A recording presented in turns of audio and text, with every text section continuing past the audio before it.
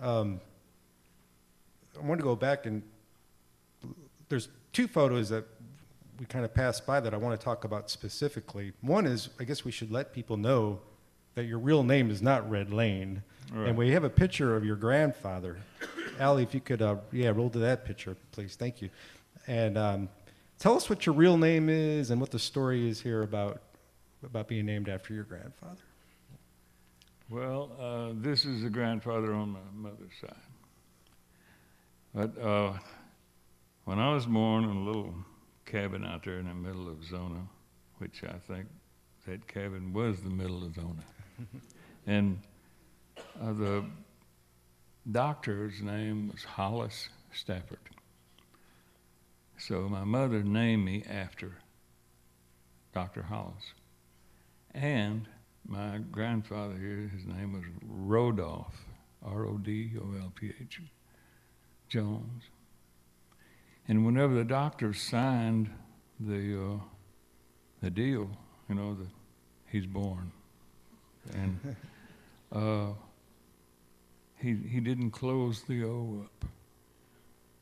It was just a, you know, and so I've been Hollis Rudolph DeLauder ever since. And how did you end up with the name Red Lane? When did you start using that name? Well, I was getting out of the Air Force in Omaha, Nebraska. And I was playing with a group there. First gig that I ever had was 6 nights a week. And the government doesn't smile too much on people who play at night and then go out there and work and, you know, like SAC, that was SAC headquarters, Strategic Air Command. They didn't like that worth a damn. So I had to get another name. And and so a friend of mine, he walked up, he said, well, Red, they call you Red. And yeah, he said, well, what do you think? And I said, I don't know. And he said,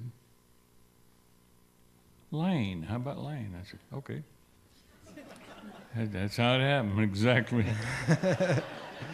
I knew it was going to be interesting to y'all. How about The other photo I wanted to point out was we have a picture of your dad holding a Gene Autry model guitar. Yeah, there it is. And can you tell us the story about this picture? Well, or this guitar, I didn't know that he traded his favorite .22 rifle for this guitar. This was like in November, I guess. And he tried to hide it from me by putting it in the closet.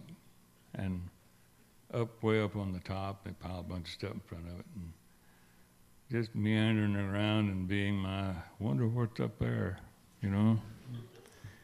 I noticed it. So the next day, I was real sick and couldn't go to school.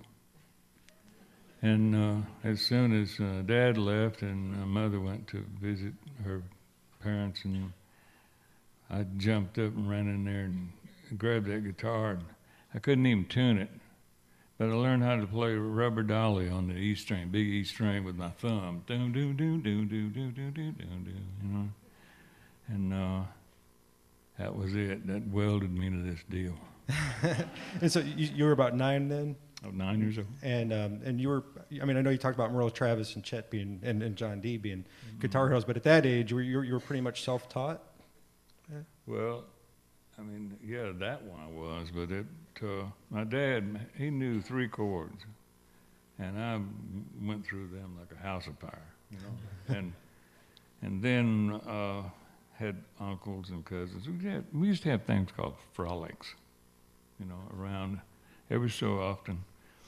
Everybody would gather at somebody's house, and they would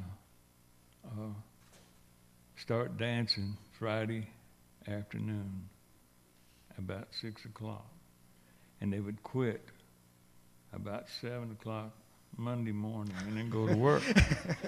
I ain't kidding you, man.